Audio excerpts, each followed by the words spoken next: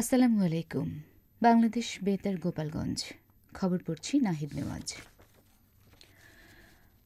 মাদারীপুরের কালকিনি উপজেলা প্রশাসনের উদ্যোগে নানা আয়োজনের মধ্য দিয়ে মহান স্বাধীনতা ও জাতীয় দিবস পালিত হয়েছে। স্বাধীনতা দিবসের সকালে ৩১ বার তোপধ্বনির মাধ্যমে দিবসের সূচনা করা হয়। পরে উপজেলার স্বাধীনতা চত্বরে শহীদ মুক্তিযোদ্ধাদের স্মরণে পুষ্পস্তবক অর্পণ করেন উপজেলা প্রশাসন, মুক্তিযোদ্ধা, থানা, পুলিশ সহ বিভিন্ন রাজনৈতিক, সামাজিক ও সাংস্কৃতিক সংগঠন। এরপর কালকিনি কলেজ মাঠে কুচকাওয়াজ ও সমাবেশ অনুষ্ঠিত হয়। এতে প্রধান অতিথি হিসেবে উপস্থিত ছিলেন উপজেলা নির্বাহী কর্মকর্তা উত্তম কুমার দাস, জেলা সহকারী কমিশনার ভূমি মাহবুবা ইসলাম, কালকিনি থানার OC K M Sohel Rana, প্রাণী সম্পদ কর্মকর্তা মোহাম্মদ জুলফিকার ও উপজেলা পরিবার পরিকল্পনা কর্মকর্তা আব্দুর রহমান সহ সংশ্লিষ্ট ব্যক্তিবর্গ এ সময় উপস্থিত ছিলেন। গোপালগঞ্জের কাশিয়ানী উপজেলার ওড়াকান্দিতে শ্রী শ্রী হরিচাঁদ ঠাকুরের ২১৪তম জন্মতিথি উপলক্ষে গতকাল সকাল থেকে শুরু হয়েছে দক্ষিণ পশ্চিমাঞ্চলের মতুয়া সম্প্রদায়ের সর্ববৃহৎ মহাবারুণীর স্নান উৎসব ও ৩ দিনব্যাপী বারুণী মেলা। পাপ থেকে মুক্তি ও পুণ্য লাভের আশায় দেশের বিভিন্ন জেলা ছাড়াও ভারত, নেপাল সহ বিভিন্ন দেশ থেকে আগত পুণ্যার্থীরা অংশ নিচ্ছেন এই স্নান উৎসবে। এ উপলক্ষে ওড়াকান্দির ঠাকুরবাড়ির আশেপাশের এলাকা জুড়ে বসেছে মেলা। গোপালগঞ্জ জেলার কাশিয়ানী উপজেলার ওড়াকান্দি গ্রামে মতুয়া সম্প্রদায়ের তীর্থভূমি শ্রীধাম ওড়াকান্দি ঠাকুরবাড়ি। প্রতি বছর ওড়াকান্দি ঠাকুরবাড়িতে স্নান উৎসব ও বারুণী মেলা অনুষ্ঠিত হয়। এ উৎসবে যোগ দেওয়া ভক্তদের পদচারণার সাথে ঢাক, ঢোল আর কাঁসার শব্দে মুখরিত হয়ে ওঠে পুরো ঠাকুরবাড়ি। ভক্তরা মন্দিরে পূজা অর্চনা শেষে ঠাকুরবাড়িতে অবস্থিত কামনা সাগর ও বাসনা সাগরে স্নান করে ঠাকুরের কাছে পাপ থেকে মুক্তি, পুণ্য লাভ ও দেশবাসীর মঙ্গল প্রার্থনা করেন।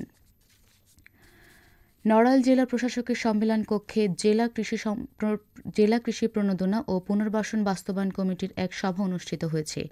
নড়াইল জেলা প্রশাসনের আয়োজনে সভায় জেলায় প্রাকৃতিক দুর্যোগের কারণে ক্ষতিগ্রস্ত কৃষকদের কৃষি প্রণোদনা এবং এসব কৃষকদের পুনর্বাসনের বিষয়ে বিস্তারিত আলোচনা করা হয়।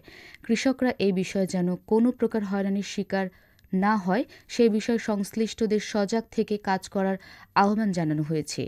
জেলা প্রশাসক শারমিন আক্তার জাহানের সভাপতিত্বে অতিরিক্ত জেলা প্রশাসক সার্বিক লিংকন বিশ্বাস ও জেলা কৃষি সম্প্রসারণ অধিদপ্তরের উপপরিচালক মোহাম্মদ জসিম উদ্দিন সহ সংশ্লিষ্ট কমিটি ও বিভাগের কর্মকর্তাগণ এ সময় উপস্থিত ছিলেন। মাদারীপুরের শিবচরে কৃষিক্ষেত্রে নতুন সম্ভাবনার দ্বার উন্মোচন করেছে মাশরুম চাষ। অল্প পুঁজিতে অধিক মুনাফার সুযোগ থাকায় এখানকার কৃষকরা দিন দিন মাশরুম চাষের প্রতি আগ্রহী হয়ে উঠেছেন।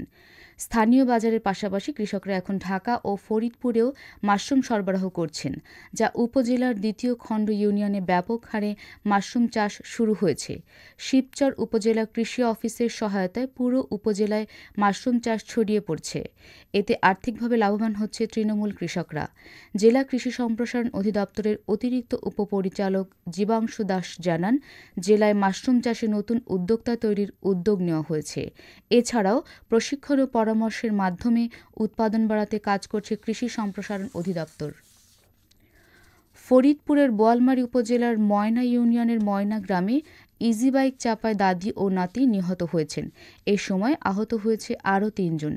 পুলিশ জানায়, বুধবার উপজেলার ময়না ইউনিয়নের ময়না গ্রামের মোহাম্মদপুর বোয়ালমারী আঞ্চলিক সড়কের শাহজাফর মহিলা মাদ্রাসা এলাকায় এই দুর্ঘটনা ঘটে।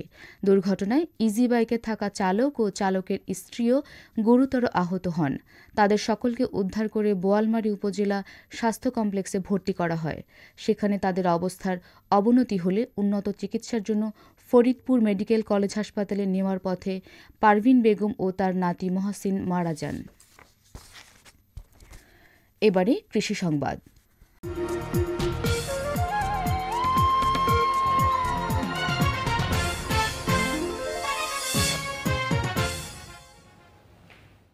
গোপালগঞ্জের কোটালীপাড়া উপজেলায় চলতি মৌসুমে ১৭ হেক্টর জমিতে পেঁয়াজ আবাদ করা হয়েছে।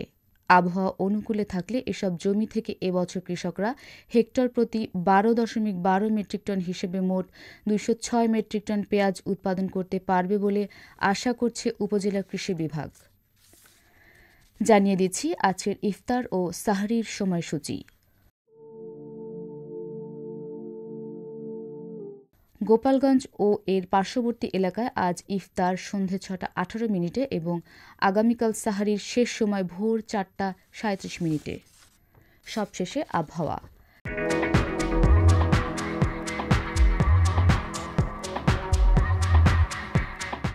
আজ বেলা ১টা পর্যন্ত আবহাওয়ার পূর্বাভাসে বলা হয়েছে, দেশের অভ্যন্তরীণ নদীবন্দরসমূহের জন্য কোনো সতর্কতাবাণী নেই এবং কোনো সংকেতও দেখাতে হবে না।